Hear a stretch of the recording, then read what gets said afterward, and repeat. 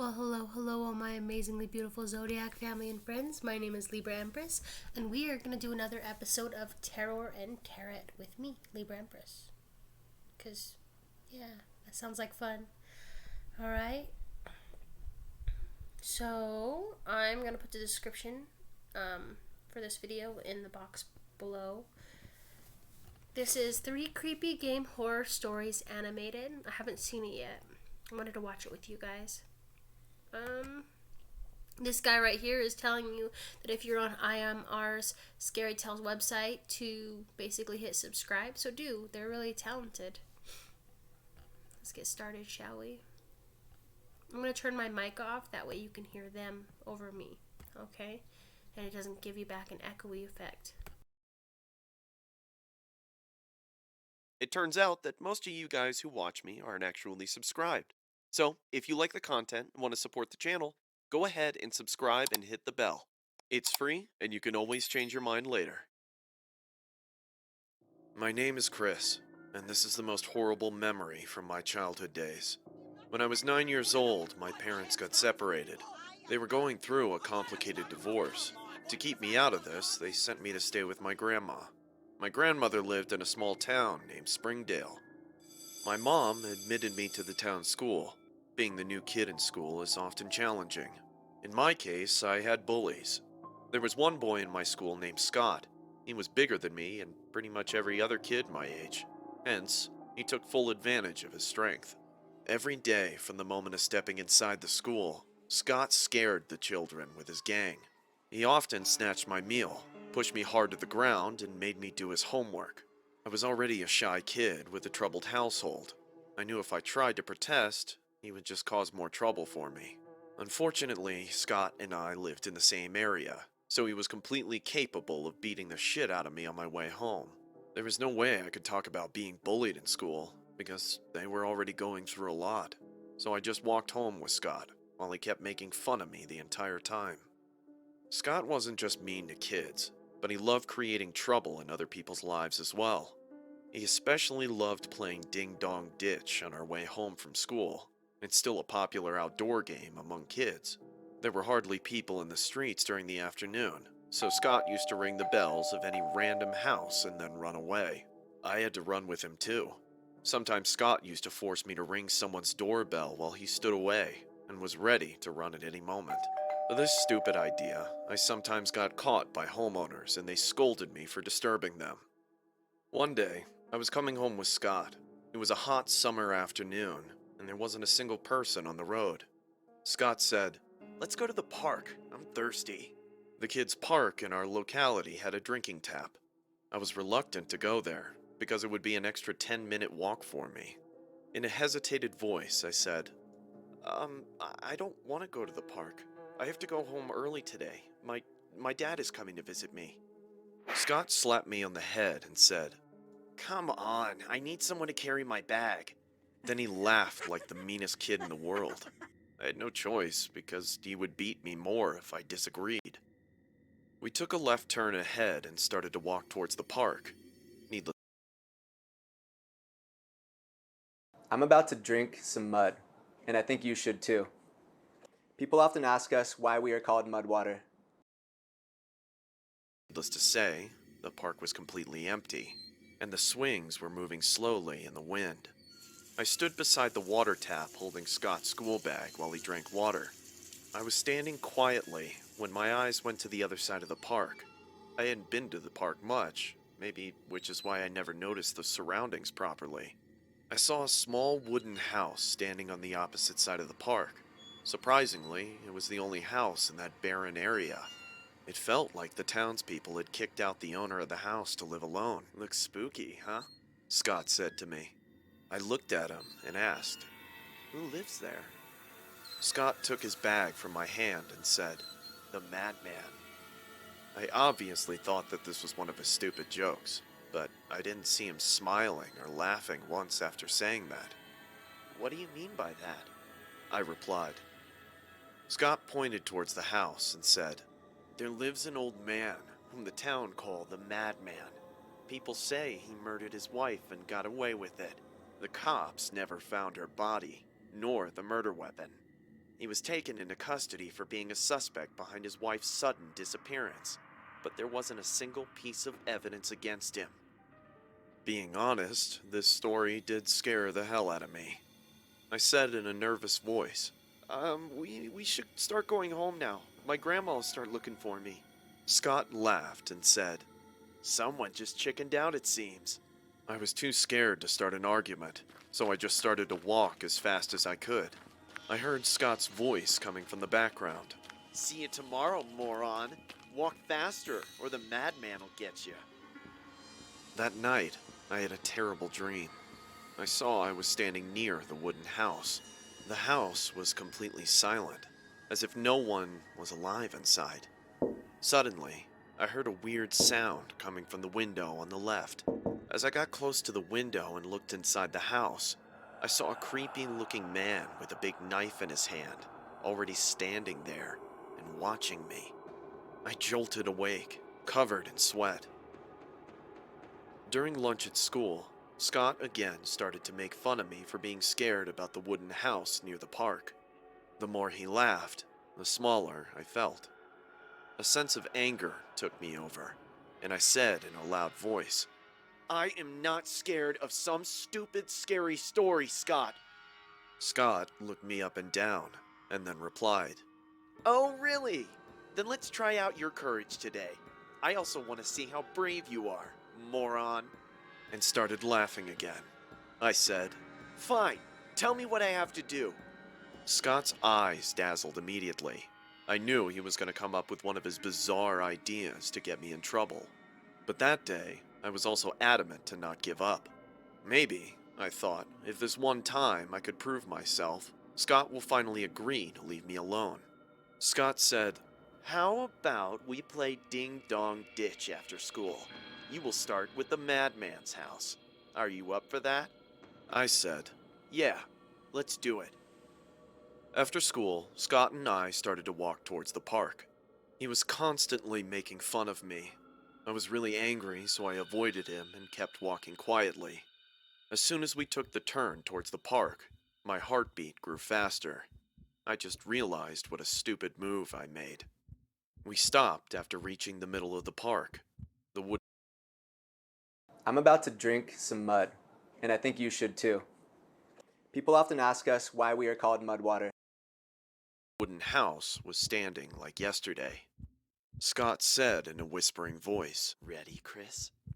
I looked at him with a scowl on my face and started to walk towards the front porch.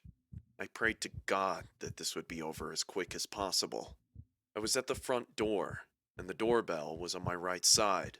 I turned back and saw Scott was hiding behind a bush at some distance, watching me with a mocking smile. I rang the bell twice and ran like a cheetah. There was a big tree at some distance, and I immediately went behind it and hid. 5 seconds went by. A minute passed by, but no one opened the door or even made a single sound. Scott gestured with his hand and told me to ring the bell again. I again walked to the door, and without wasting a single second, rang the doorbell and ran towards the bush where Scott was hiding. I said in a proud voice, so, I rang the madman's doorbell, not just once, but twice, Scott, and laughed like a king. I saw Scott's face turning red in anger. He probably felt ashamed for losing to me. He got up and said, whatever, I can do this too. Watch, moron. He then carelessly walked towards the porch. Suddenly, my eyes went to the window and I saw someone move inside. I said in a loud voice, Scott, come back, that's enough. Scott turned to me and said, I'll show you what's enough. I'm stronger than you. He walked to the main door and started to ring the doorbell vigorously. He was about to come back when the door unexpectedly opened and someone grabbed his hand. Scott started to scream like a baby. I got up from the bush and saw a horrifying-looking man standing on the porch grabbing Scott. The man said in a squeaky, creepy voice, I have been waiting for this moment for so long. I hope you don't scream like the last one. He then licked Scott's cheek with his ugly black tongue.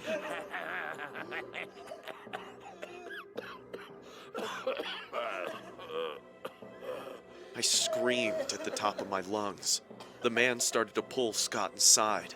Scott was screaming and trying to get away like a caged bird. Suddenly, I saw a big rock lying beside the bush. I picked it up and threw it on the madman. The rock hit him so hard that I could almost hear his skull cracking. The man fell on the floor while screaming in terrible pain. Scott freed himself in that second and we ran for our lives. Scott didn't come to school for 5 days. We heard he had caught a high fever. I talked with my mom the very next week, saying I don't like this place and every other trouble I had in school. But I never told anyone about the madman or the wooden house.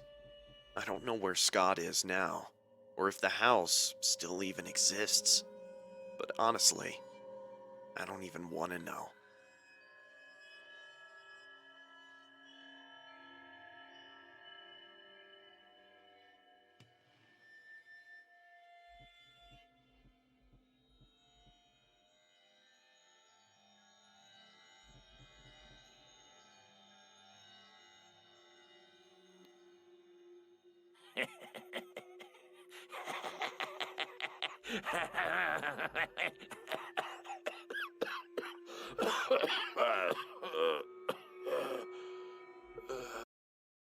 I'm about to drink some mud, and I think you should too.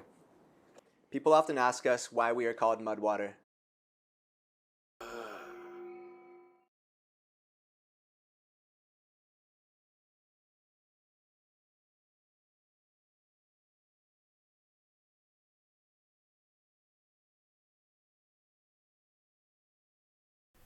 All right.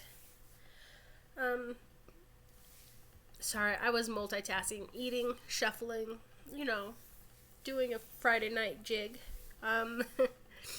Let's do the dead spread.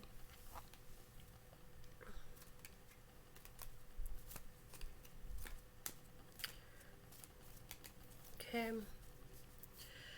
What was the purpose of this person's life?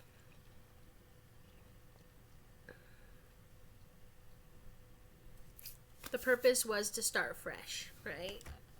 They might have been dealing with, in other past lives, having to rinse and repeat their karmic cycles and whatnot. What were you to learn from this person's life?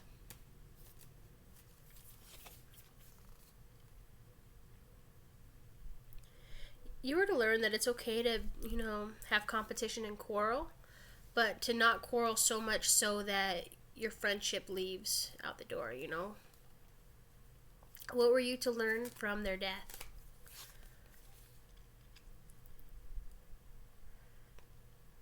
You were to learn that in times in life you will keep giving and giving and giving, and a lot of people, they won't give back. And a lot of people will betray you along the way. But to not lose yourself in that anger along, life's journey. What was the reason behind their death?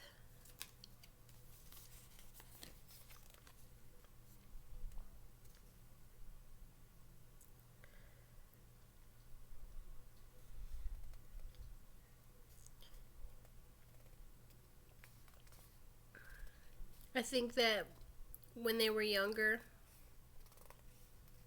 and they didn't live very long either, they were playing with someone's gun and it went off.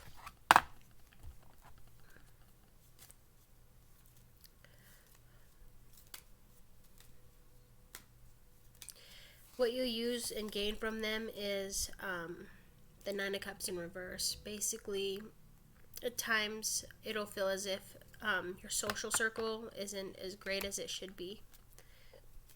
You'll be wholeheartedly disappointed in certain situations, and that's okay. What do they want you to know? That it's your destiny to go after what you desire. Their greatest memory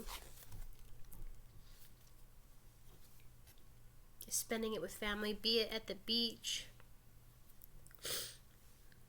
playing volleyball or volleyball, Must be Utah. I think I call it volleyball. Volley with a V.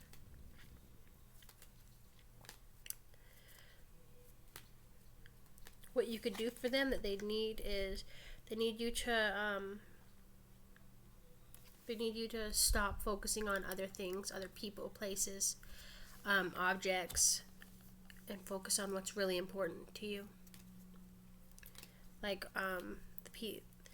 like inside your relationship, they want you to stop reaching out to people that aren't a part of your, like, if you're married, you know what I mean?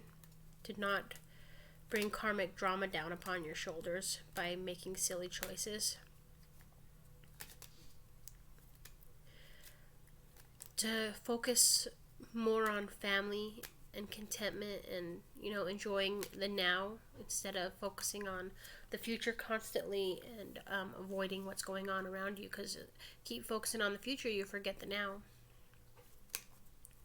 They see you as someone who is always in transformation, right? You could also be sick. They see that maybe you're sick. What they can share with you, advice-wise, wisdom-wise, or secret-wise, is that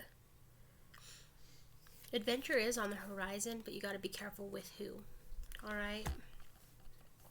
Because people, they can break your heart, but that's not to say you shouldn't go through that or avoid that altogether. Sometimes, doesn't have like a manual, right? You're given guidelines, but life's unpredictable. And these are lessons you have to go through even though you don't want to. How do they prefer to be contacted?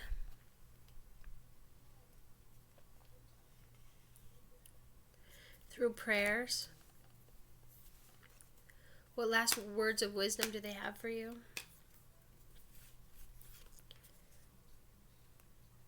To not give of yourself, okay?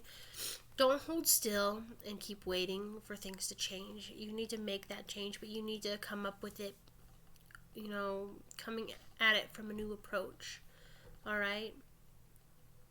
So you make a lot of sacrifices, but it seems like a rinse and repeat situation. And what they want you to know is that if it doesn't work the same way over and over again, then you need to change it up. Okay. All right, let's move on to our second story, hide and seek. Yeah.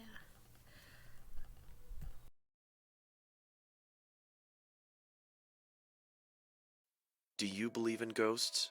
Because I do. Let me share this one terrifying incident of my life, and you will know why I asked you the following question. My parents used to pamper me a lot. There was hardly any situation when I asked for something that they didn't make it happen. I liked playing with toys and dolls. On my 6th birthday, my dad bought me a ventriloquist dummy from the town fair. The dummy was almost the size of a toddler. It had a pale white face with round, popped-out eyes. Even though my mom wasn't excited about this new toy, my dad persuaded her into buying it for me. The dummy wore a tuxedo with a red bow on its neck. I started to grow fonder of this new toy, and I named him Spiky. One night, my mom called me to come for dinner.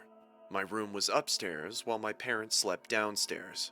I started to take Spiky everywhere I went. That night, as I sat for dinner, I placed Spiky right beside me. My mom said, "Jim, don't bring your toys to the dinner table. Go keep it in your room." My dad replied, "Come on, Lily, let the kid be. What's wrong if he loves his doll?" I still remember what my mom replied. She said in an uncomfortable voice, "The way this dummy stares at me, it creeps me out. There were plenty of toys at that fair. Why on earth did you bring this one home, Robert?" My dad never took such comments seriously, so he laughed hearing my mom complaining about a stupid doll. I, on the other hand, never felt weird about Spiky. We stayed in a quiet neighborhood, and I was never good at making friends, particularly at that age. My dad worked in a law firm, hence he remained very busy throughout the week. My mom, on the other hand, applied for a job at Walmart. One day I came home from school and heard my mom's joyful voice inside the house. After hearing for a few seconds, I realized she was talking to my Nana. "I am so excited to finally get this job, Mom." "Yeah, Robert and I have decided to keep a babysitter to watch over Jim." "Mom, I'm home," I said in a loud voice. She hung up the phone and came to hug me. I realized that she was happy with the job. That night, she cooked my favorite dinner. While tucking me to bed, my mom said, "Jim, your father and I will be working late tomorrow. I've called Sophie and she will be with you until we come back. I want you to behave and listen to her, okay?" I replied, "Okay, Mom." She kissed me on my forehead and I went to sleep. The next day, my dad left for work while dropping me off at school. Sophie was our neighbor's daughter. After a fun day at school, my mom took me home. She handed me sandwiches to eat. I was eating in the dining room when our doorbell rang. My mom opened the door and said, "Hi, Sophie, come on in. I've given sandwiches to Jim. His dinner is in the fridge and I've cooked something for you too. Don't forget to microwave it before eating. You two have fun. I'll be home by 9. My mom left for work. Sophie sat down on the couch and started watching TV. After finishing my meal, I went to her and said, "Sophie, would you like to play hide and seek with me?" She rolled her eyes and said, "Don't you have toys to play with? Go in your room and do something on your own. Don't disturb me." I got sad and went to my room. I heard Sophie getting busy on the phone with her friend. I sat in my room quietly and then suddenly felt something standing Did you know that the average adult has 5 to 20 pounds of toxic poop in their body at any given moment? Seems crazy, right? behind me. As I turned around, I saw Spiky was sitting behind me, looking at me. Right at that moment, I felt Mom was right. Spiky does have a lively stare. I whispered, "Spiky, would you like to play hide and seek with me?" And then laughed. I placed Spiky turning his face towards the wall, and I went to hide. After 10 minutes, I got bored and realized I can't play hide and seek with a doll. I went to hide inside my mom's closet. As I opened the closet door and came out, my eyes widened in shock. Spiky was sitting on my mom's bed, looking directly at me. This time, his face felt different to me. I could see a creepy smile on his face. I rushed towards Sophie, who was dozing off on the couch. "Sophie, wake up!" I said. What happened?" she said in a confused voice. "Spiky's real now. He's scaring me," I replied in a sobbing tone.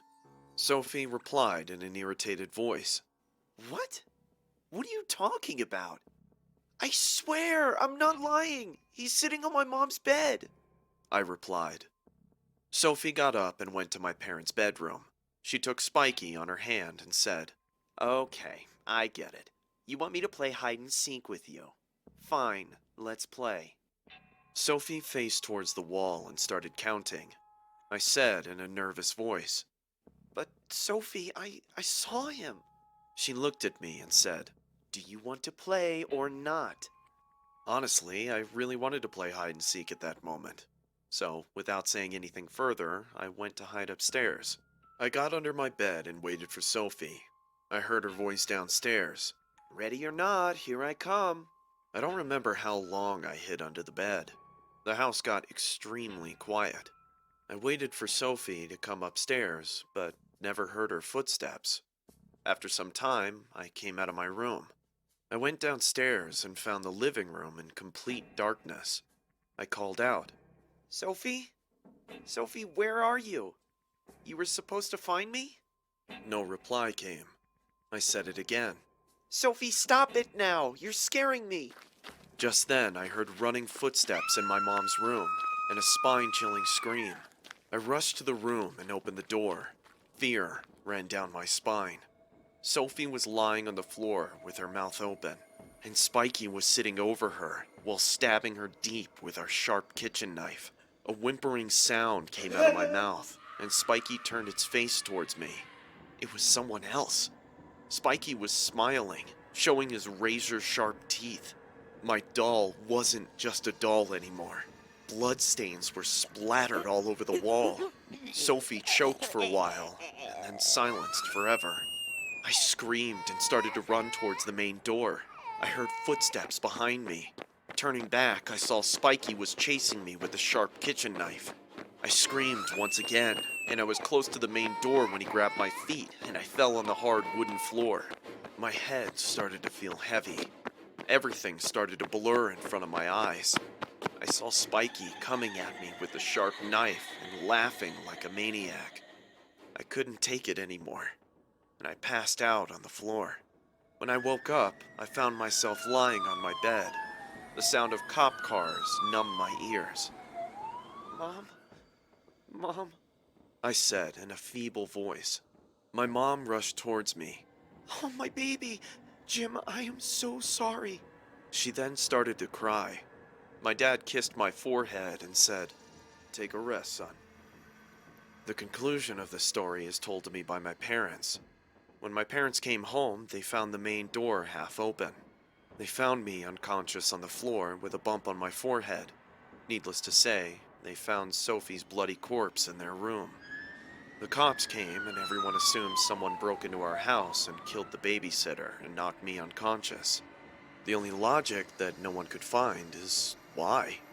Why someone did all this, because nothing was stolen from our house. A few days later, when I started to feel better, my dad asked me, "Jim, where's your doll, Spiky?" My face turned pale in fear. I knew no one would believe me, so I said, "I don't know, Dad." Till today, my parents find it really weird that the intruder took nothing except my stupid ventriloquist dummy. But I know he's escaped and now roaming free. I'm 27 years old now, staying in an apartment in California. Every night before going to bed, I check my room and lock my windows. The last thing I would like to see is Spiky standing next to my bed with that bloody kitchen knife and saying, "Wanna play hide and seek, Jim?" I'm about to drink some mud, and I think you should too. People often ask,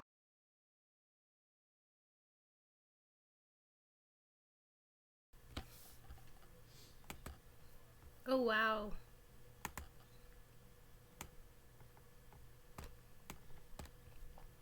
Okay. That kind of freaked me out a little. Did it freak you guys out? All right. Let's get on with this dead spread. We're gonna use my Jane Austen deck.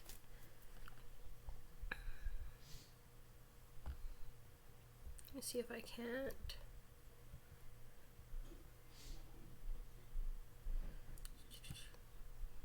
Do that way.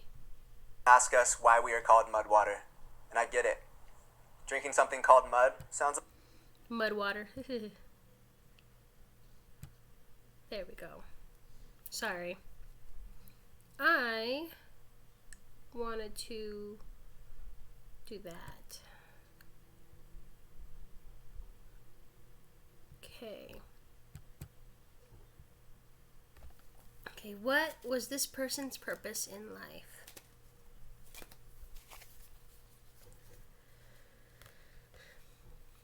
The purpose was to teach lessons through betrayal, or through experiencing betrayal. Does that make sense?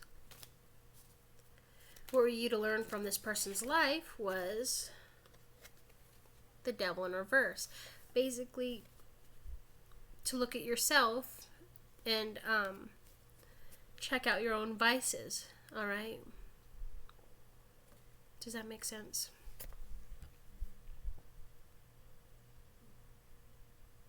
Yeah.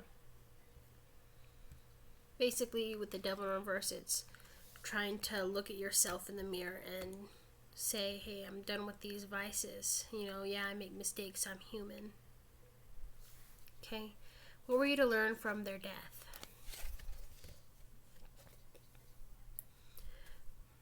That waiting can be a long-ass time. All right?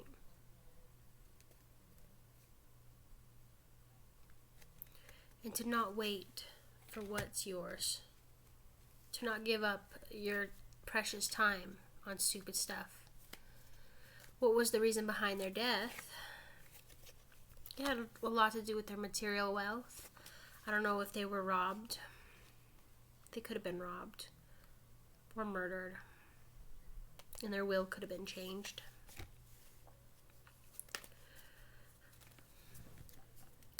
What are you able to use that you'll gain from them? Your destiny. You know what you want and you're going for it. They taught you that, to not give in to stupid things. Stupid qualms? What do they want you to know? They want you to know that quantity isn't shit. Okay? They had a lot of shit surrounding them. Like, a lot of stuff. And that was their downfall. But having quality friends, a quality life, would have, been better for them if they had known. And that's what they want you to know. What is their greatest memory? Their greatest memory is prevailing after a tower. When the shit hit the fan, they realized that they could keep going on, right? In certain situations. How do they see you? They see you as someone who's not challenging yourself the way you need to.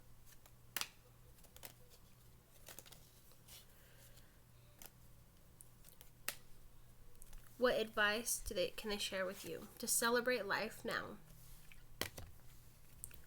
Okay.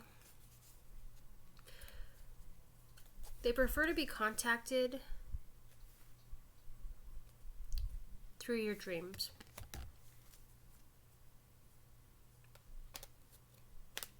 Last words they have for you are this. Sometimes you'll accomplish things and sometimes you won't. But to stay positive, because good things do come to those who are patient. Some things are good to wait for, other things don't wait for. Does that make sense?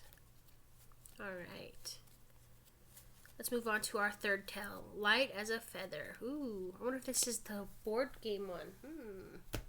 Got me all questioning things. Let's do it.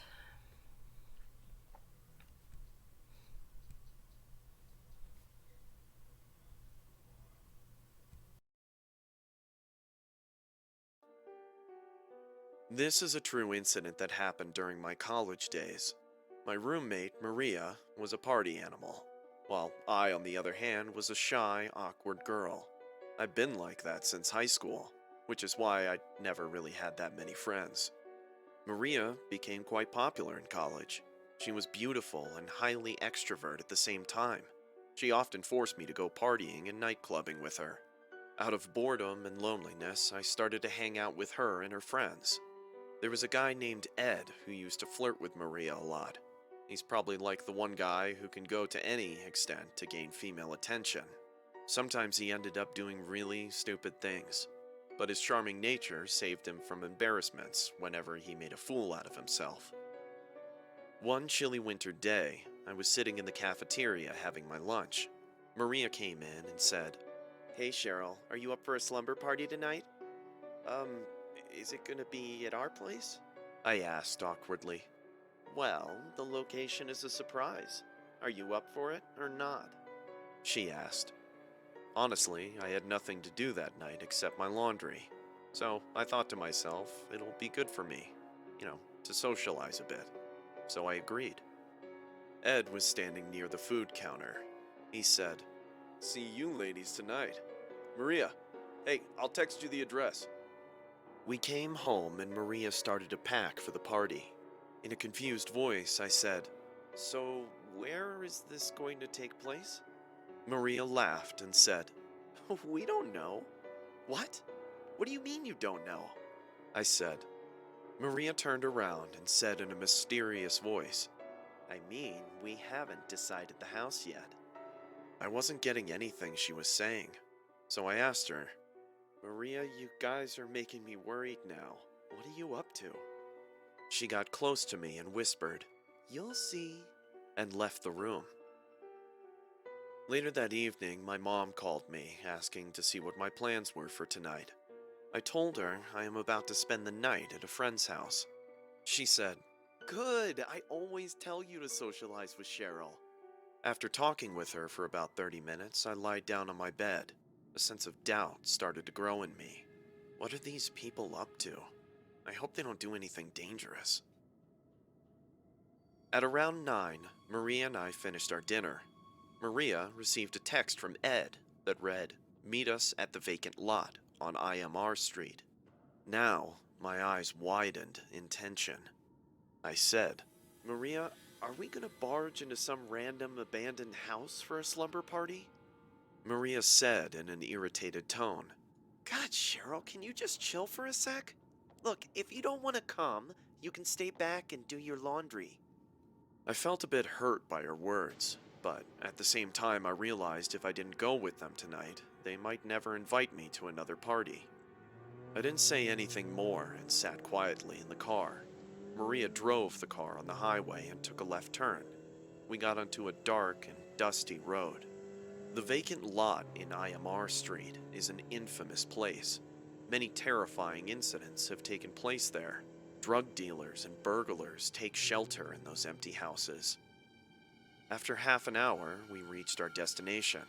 We got out of the car and I checked my phone. It was 10:30 already. Standing in a vacant lot at that time gave me goosebumps. Maria was about to call Ed when we heard footsteps nearby. I got spooked immediately and turned around to see who it was. Just then, Ed jumped on me saying, "Got you, sure." Did you know that the average adult has 5 to 20 pounds of toxic poop in their body at any given moment? Seems crazy, right? Girl! I almost screamed with terror. I pushed him away, saying, "Not funny, Ed." He started to laugh like an idiot. Ed's roommate, Matt, said, "Come on, Ed, knock it off. Enough with your silly jokes. Let's just start this party." The four of us parked our cars under a big oak tree and started to walk down the alley. Old, worn-out wooden houses were scattered around us. Maria pointed out the last house on our left and said, "That one." Ed looked at her and replied, "That's the one then. Come on, let's go." In a nervous voice, I said, Guys, is this a good idea? I mean, what if somene's already in there?" Matt then said, "Then we'll be in trouble." Maria said, "Shut up, you two. There is no one in that house. Can't you see how dark and quiet it is?" Ed pushed the door, and it opened on its own. All of us checked the house, and there wasn't anybody inside. There wasn't any electricity either, so we lit some candles around us. Maria turned on some music. Ed brought beers for everyone, and we started the party. After half an hour, I also thought to myself that maybe this wasn't entirely a bad idea. Sometimes taking a little risk can be fun. Around midnight, everyone was drunk, so we paused the music and started to chat. Everyone was sharing their experiences of college life when suddenly Maria said, "Hey, do you want to play a game?" Ed smirked at her and said, "I would love to play games with you," and then laughed flirtatiously.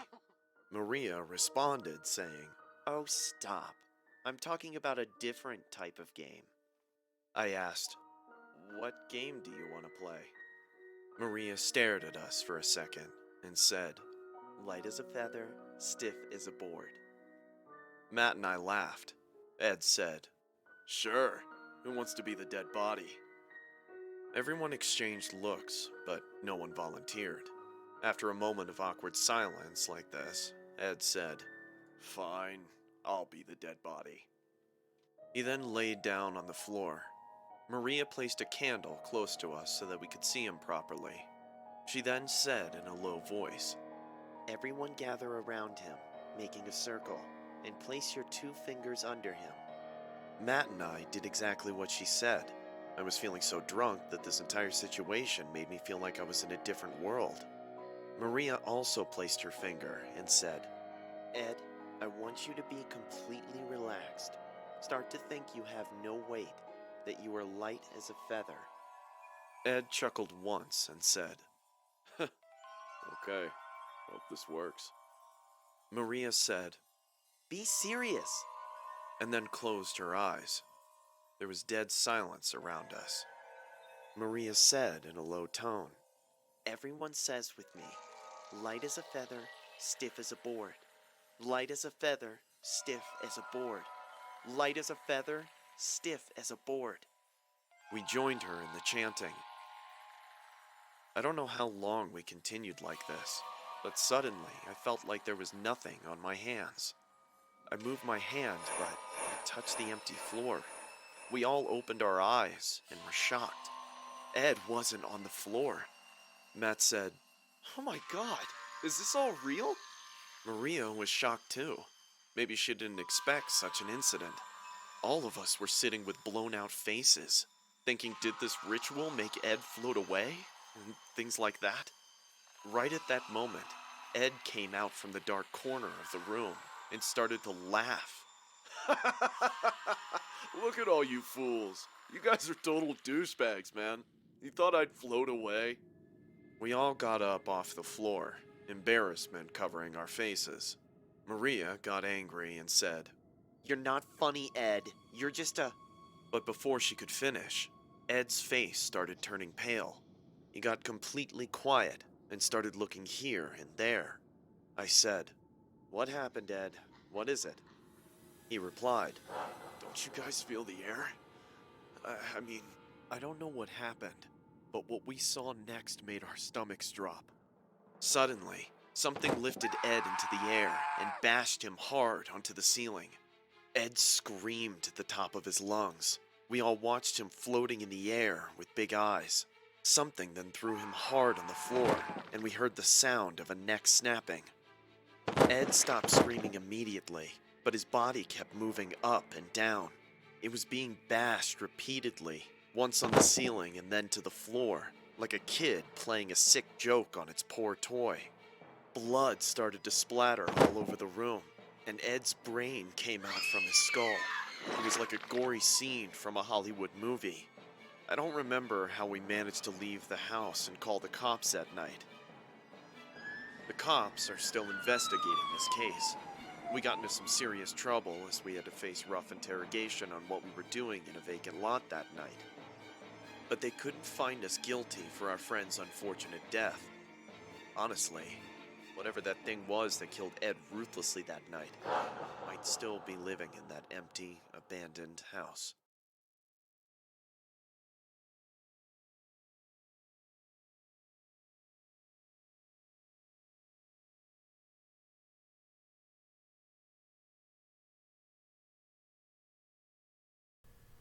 Well, hot damn.